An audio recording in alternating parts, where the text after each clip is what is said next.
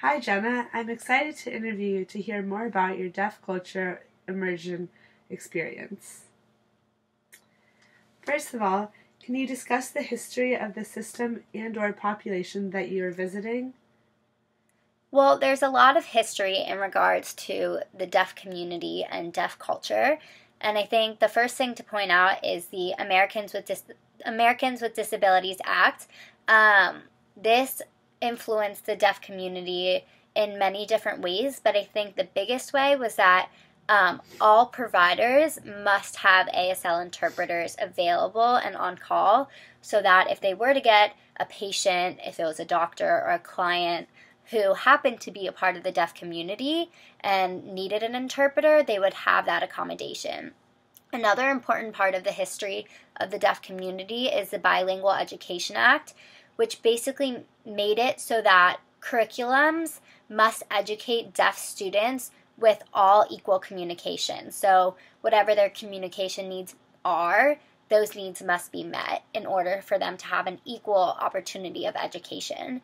And another important factor in the deaf community in regards to history is just a lot of things in regards to education. The education system for deaf individuals has gone through many transitions, and I just wanted to highlight a few of the different things that I was able to learn through research of the community.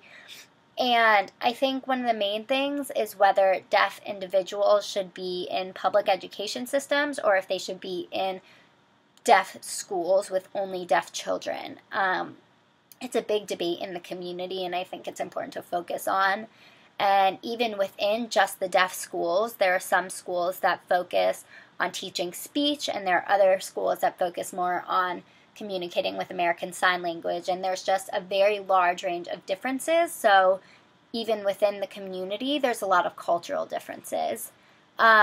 Also, I think it's incredibly important in regards to the history of the deaf community to mention an event that I think highlights a very influential part of their community, which is the Deaf President Now campaign that happened at Gallaudet University. And this was when the deaf students requested that they had a deaf president and not a president that was hearing and not a president that was hard of hearing, because they felt that they should be represented by someone else who was a part of their community and fully understood them. And I think this really focused on how the deaf individuals didn't feel like they were disabled and should be able to represent themselves just as much as anyone else. Great. So can you tell me more what is happening in that site? Yeah, so the site that I went to for my cultural immersion project was just a social event for deaf individuals.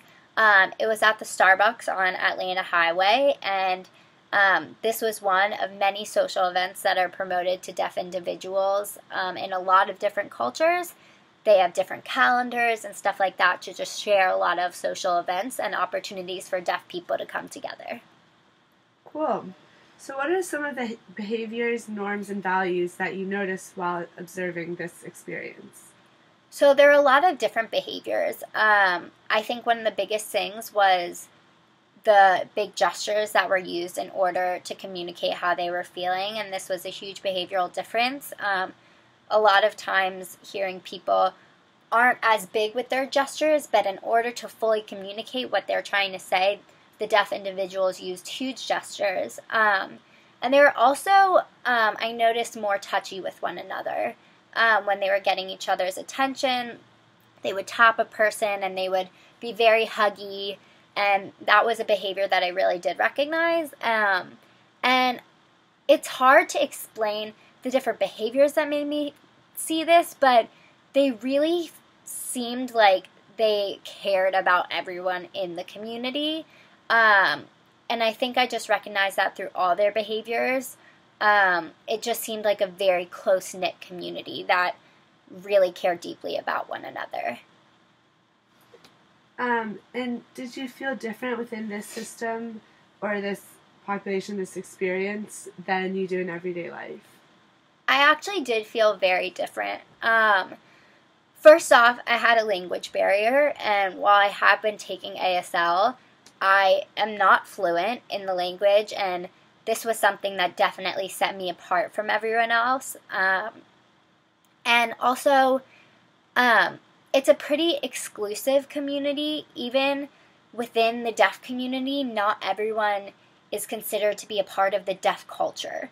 So there's deaf with an uppercase D and deaf with a lowercase d, and if you identify yourself as deaf with an uppercase D, you are welcomed into the deaf community, but if you don't, and you don't adapt those cultural norms that go along with the uppercase D deaf, then you aren't really accepted. And so I did feel like I was different.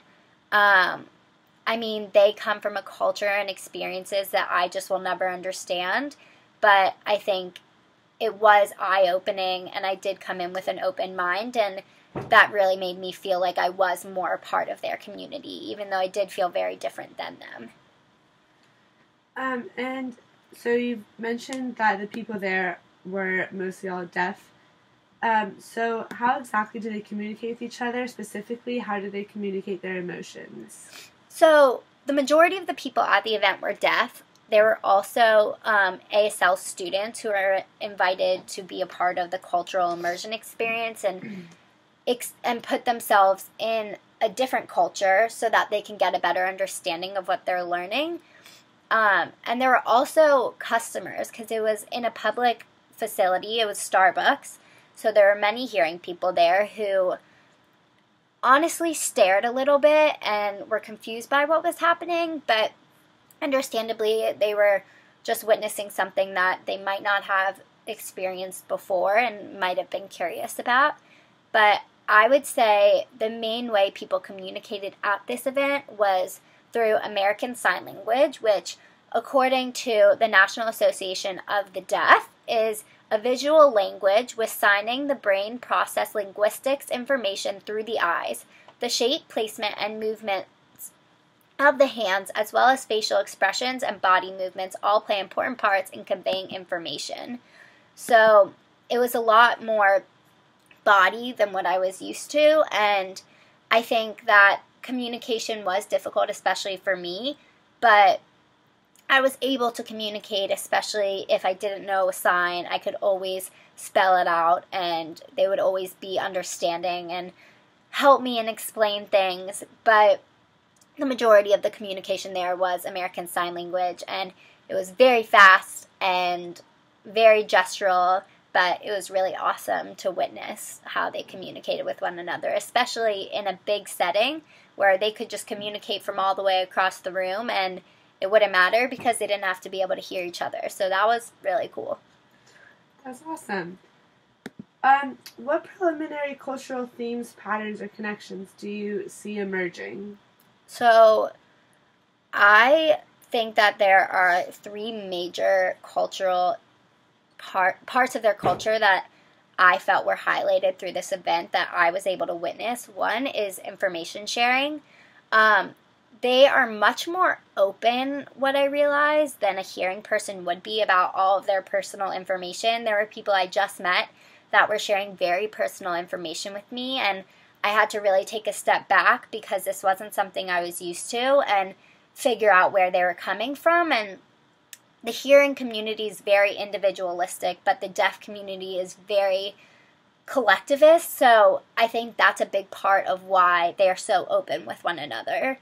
Another thing is their mutual dependence on one another for understanding and avoiding miscommunication. So this was something I saw in Starbucks when they were ordering what they wanted. A lot of the individuals couldn't communicate what they wanted, especially because Starbucks doesn't have a menu, so you can't really point because it's a big sign in the front. So I witnessed some individuals who were able to speak communicate for their friends what they wanted to order, and they really did rely on each other in order to avoid miscommunications in a predominantly hearing society.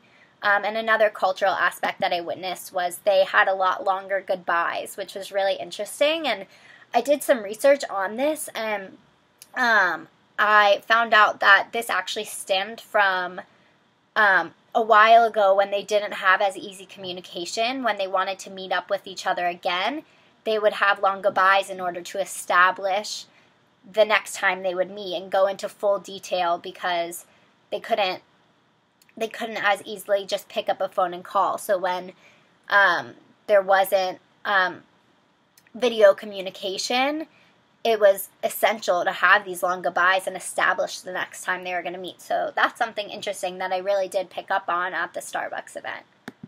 Awesome. So my next question is, what were some similarities you noticed? I think the major similarity I noticed was the family dynamics. They were so close, and I think that really does connect with a lot of the American families that I've seen and witnessed. And they just like to hang out and socialize like anyone else. They just speak a different language. That's so cool. Also, what were some of your expectations or notions you had prior to entering in this experience? I was really nervous going into this experience that I wouldn't have the high level of ASL that I would need in order to effectively communicate, but I was really wrong. I was able to communicate, and the deaf community was a lot more understanding than I expected them to be. And can you please tell me 3 to 4 things that you learned about this setting or the population from going to this event? Yeah, so one thing that I talked to with one individual after I mentioned I was a social work major was how they interact with people of diverse populations. I thought that would be interesting. So they said that because of the close-knit community, they really do have a strong ability to interact with those of all different diverse populations, which I thought was really interesting. They didn't feel like there was any divide between these different communities.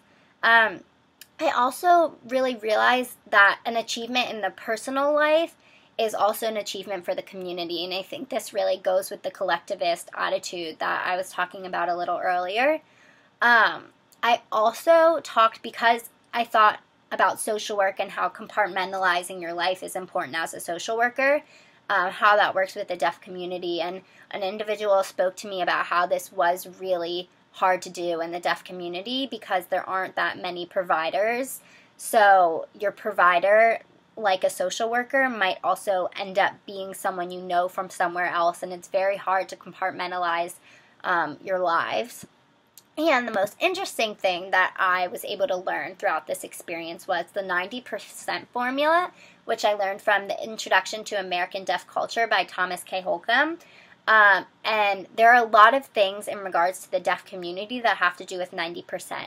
So one is more than 90% of deaf people are born to hearing parents. Another is 90% of deaf adults have hearing parents. 90% of profoundly deaf people use sign language, and 90% of deaf children do not attend a deaf school. So I thought it was really interesting, all of these different 90% and the 90% formula, and this was only a few of the 90% things that I found interesting. That's awesome. Last question is, do you have any questions that emerged from attending this event? Yeah, I definitely do. I witnessed a family of 2 deaf parents and 2 deaf parents and 2 hearing children, and I was wondering what the family structure and home structure was like in order to provide different means for both parts of the family, the hearing and the deaf, in terms of safety precautions and also how they communicate most effectively in the home. And I was also wondering the different views that the deaf community had on the disabled population as a whole, because I know the deaf community doesn't really associate themselves with individuals with disabilities, but I was wondering more about what their perspective on that was, and hopefully that's something that I will be able to learn by talking more with deaf individuals. Great. Thanks for taking the time to tell me about your experience. Thank you so much.